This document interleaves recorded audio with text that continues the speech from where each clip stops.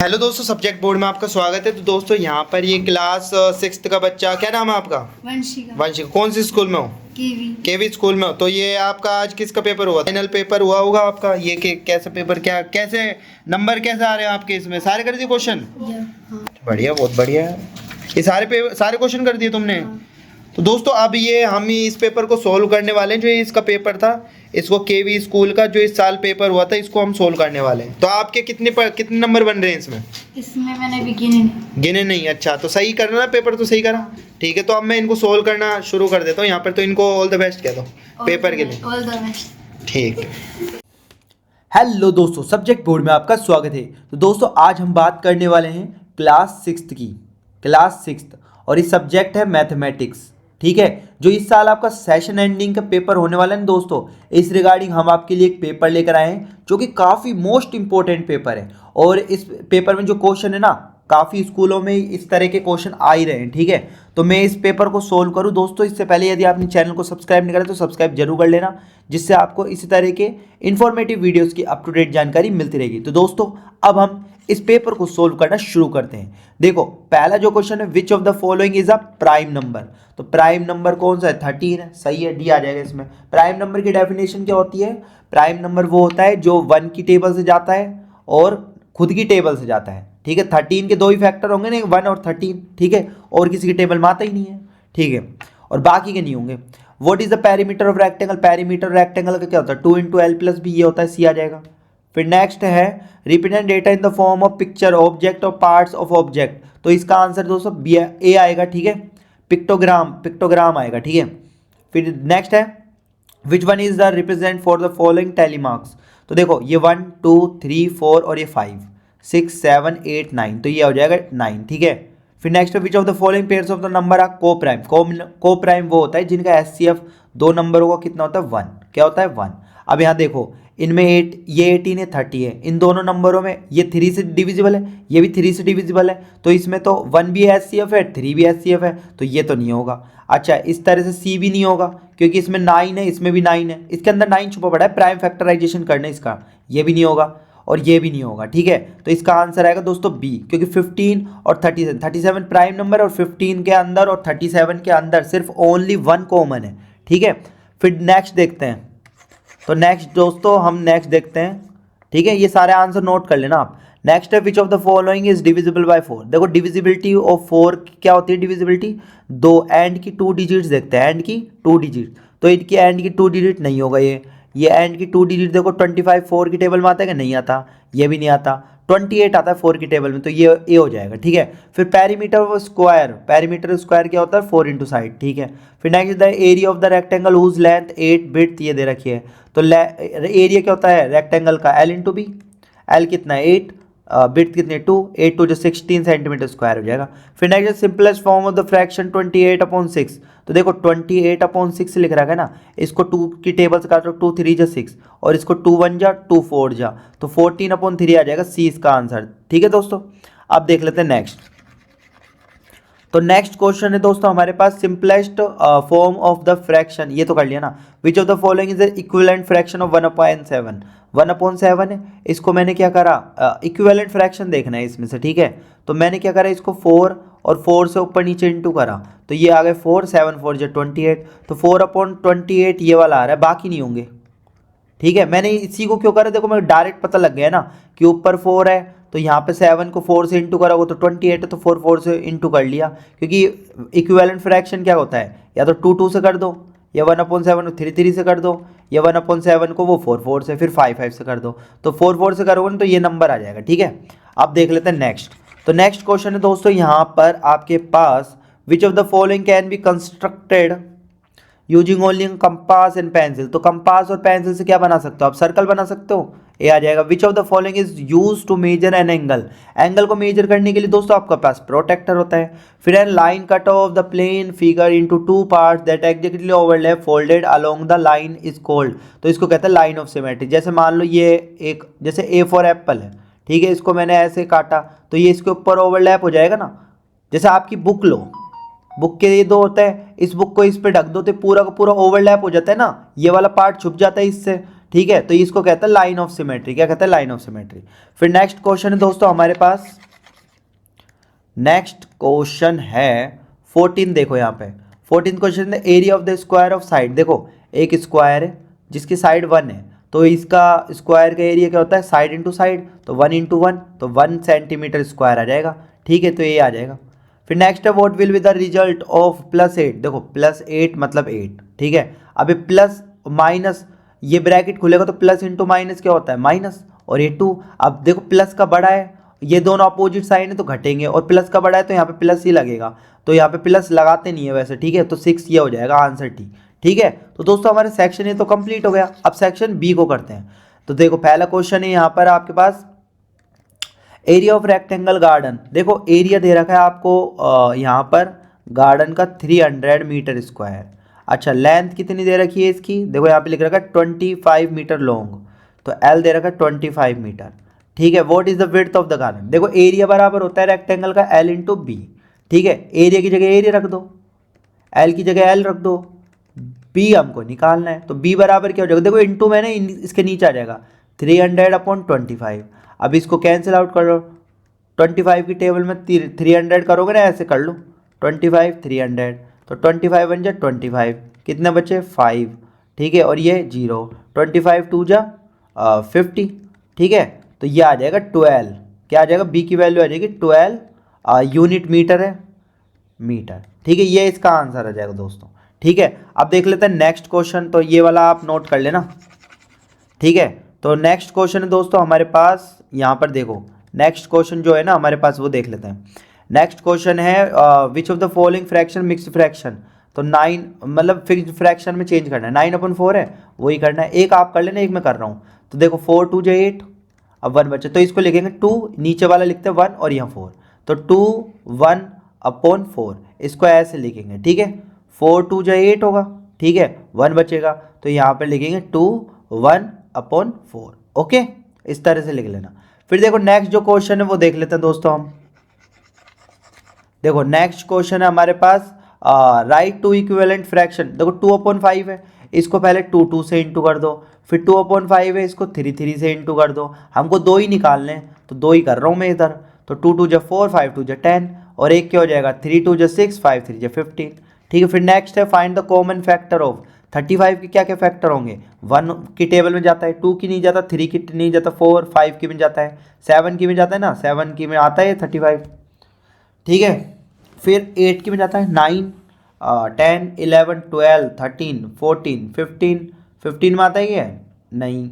16 17 नहीं आता, 16 में भी नहीं आता, 18 में भी नहीं आता, 18 के बाद 19 20 21 22 23 24 25, अभी डायरेक्ट 35 की में आएगा। ठीक है, फिर उसके बाद देखो 50 के क्या क्या फैक्टर होंगे दोस्तों? 1 2 की टेबल से भी जा सकता है, 3 की टेबल से भी नहीं, 3 की टेबल नहीं, 4 5 की टेबल जा सकता है।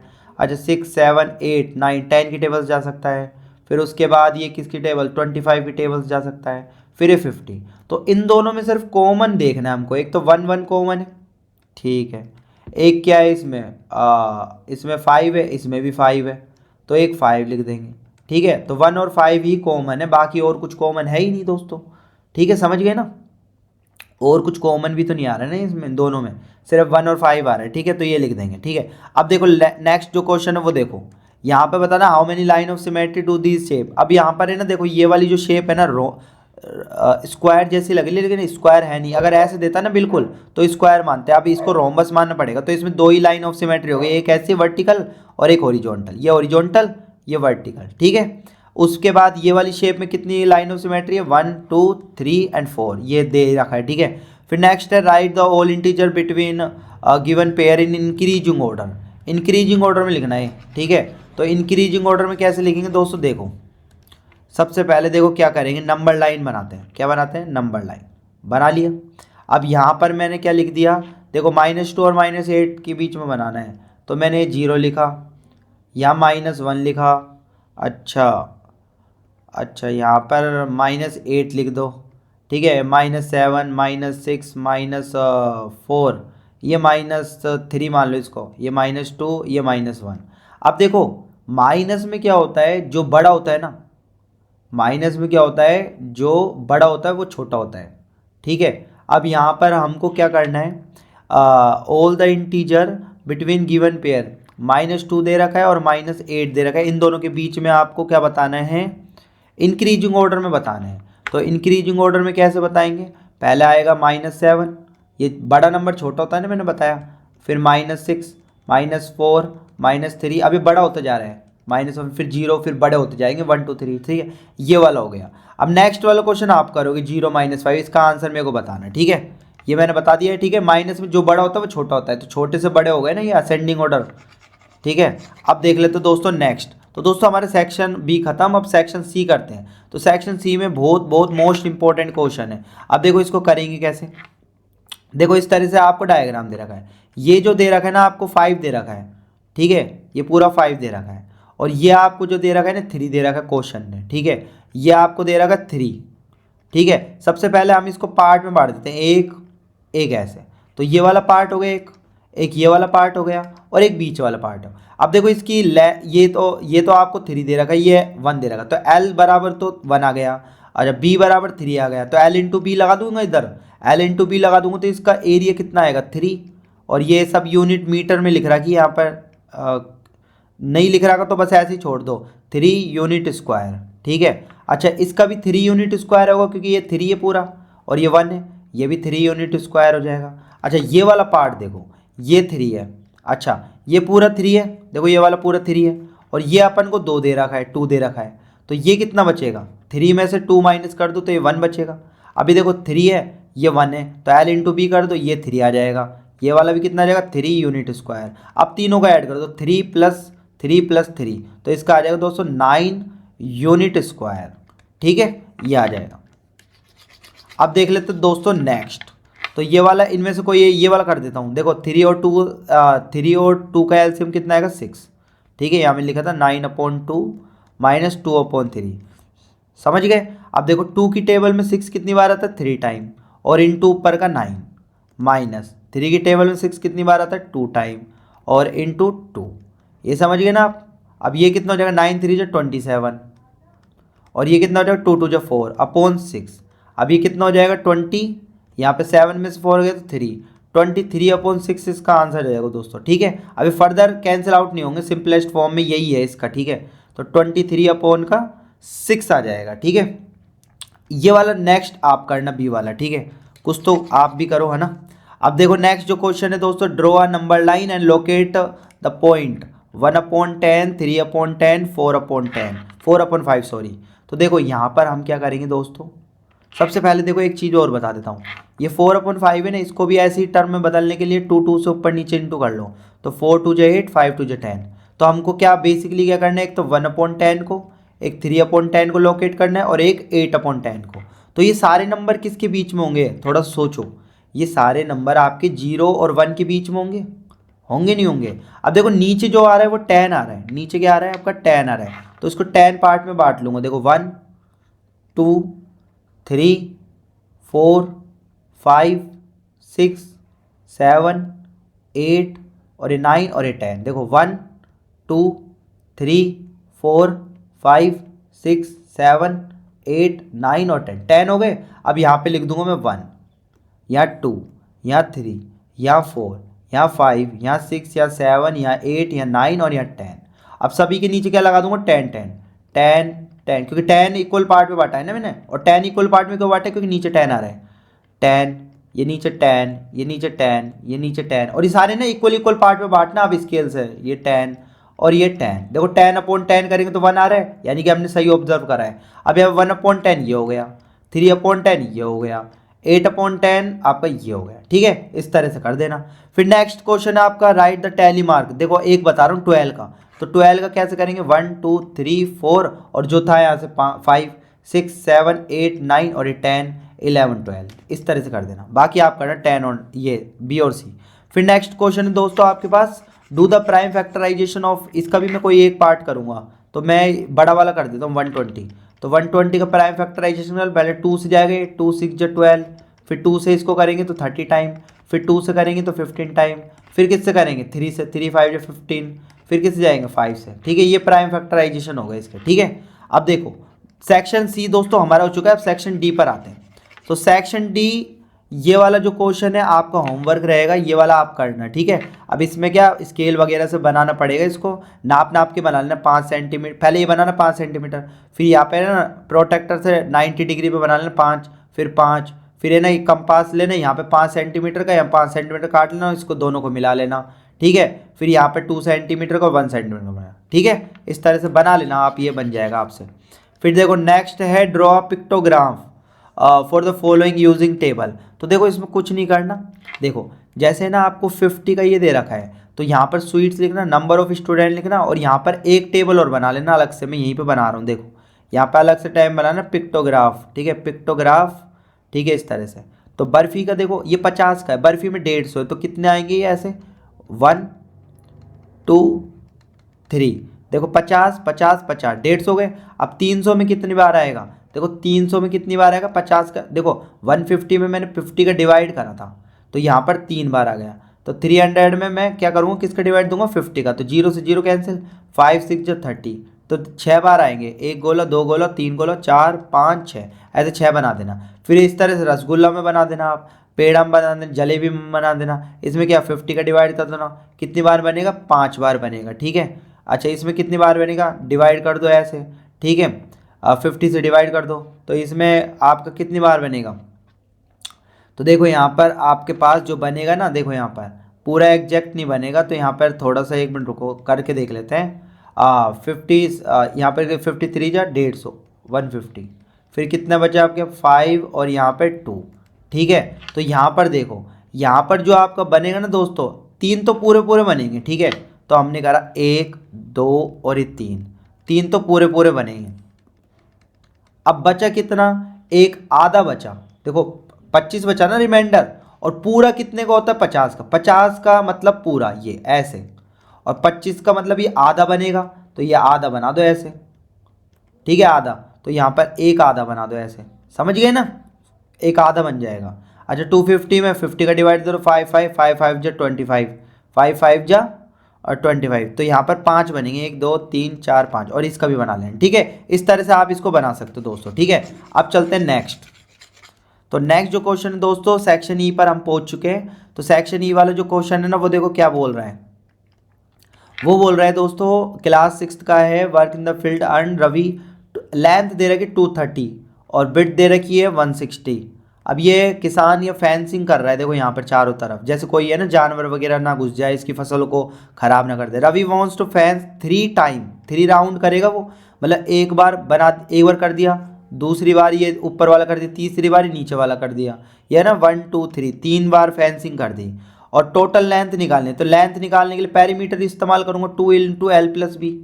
अब यहाँ पर रख दो 2, L की वैल्यू 230 और B की वैल्यू 160। अब इनको ऐड कर लो, ये कितना हो जाएगा 0 6 और 3 9, 2 और 1 3, और इसको 2 से और इंटू कर लो, तो ये कितना आ जाएगा 0 9 2 जो 18, 1 कैरी गया, 3 2 जो 6 और 1 7। अब देखो यहाँ तो 780 आपका मीटर, ये तो सिर्फ एक बार की लेंथ आई यहाँ से लेके एक बार, लेकिन 3 बार राउंड करना है, तो 3 से इंटू कर लो, तो 3 से इंटू कर लो, तो फाइनल आंसर आ जाएगा आपका इसका, ठीक है। या आप करना, कमेंट बताना क्या आंसर आएगा। फिर है what is the area of the rectangular field, यहाँ पर एरिया निकालना है, तो एरिया क्या होता है L × B, क्या होता है L × B। L की वैल्यू आपको दे रखी 230, B की वैल्यू दे रखी 1, यहाँ रख दो 230 × 160, आंसर बताना क्या आएगा, मीटर स्क्वायर में लगा देना एंड में यूनिट में, ठीक है। तो ये आंसर आ जाएगा, ये कर देना इंटू आंसर आ जाएगा दोस्तों, ठीक है। ये वाला हो गया दोस्तों। अब देख लेते हैं नेक्स्ट। तो नेक्स्ट जो इंपॉर्टेंट क्वेश्चन है वो दोस्तों ये रहा आपके पास, बिल्कुल सस्ता सा क्वेश्चन है। अच्छा यहाँ पे लिख रहा है which village has the smallest number of tractor, तो सबसे कम किस में, विलेज डी, ठीक है। फिर नेक्स्ट है which village has the most tractor, तो ये विलेज सी में, खत्म। How many more tractor does village C have than village B, C और बी को देखना है, तो सी के पास कितने ज़्यादा है, 3 ज़्यादा है, ठीक है, कितने ज़्यादा है, how many more tractor does village C than village B, तो 3 ट्रैक्टर ज़्यादा है, ठीक है। यहाँ पे लिख देना 3 ट्रैक्टर, ठीक है। फिर नेक्स्ट है कोमल से village D as the half the number of tractor village E is the right, देखो विलेज डी है ना, जो village D as the half the number of tractor as village E, तो देखो विलेज डी में half, देखो village E में कितने हैं 6 ट्रैक्टर हैं, और विलेज डी में कितना 3 है, तो इसका हाफ ही तो है ना ये विलेज डी, तो ये कहते हैं ना यस सही है ये वाली बात, ठीक है। Village D has the half the number of tractor as village E. Okay, तो दोस्तों इसके साथ हमारा ये पेपर यहीं पर फिनिश होता है। तो उम्मीद करता हूँ कि दोस्तों इस पेपर ने आपकी एग्जाम प्रिपरेशन को काफ़ी बूस्ट किया होगा। इस तरह के इन्फॉर्मेटिव सैम्पल पेपर्स की अप टू डेट जानकारी पाने के लिए आज चैनल को सब्सक्राइब कीजिएगा और बेल आइकन के बटन को दबाना ना भूलिएगा। तो दोस्तों हम फिर से मिलेंगे, बाय बाय। और आपको इसके अलावा और भी पेपर्स चाहिए तो हमें कॉमेंट बॉक्स में कॉमेंट करना ना भूलिएगा दोस्तों।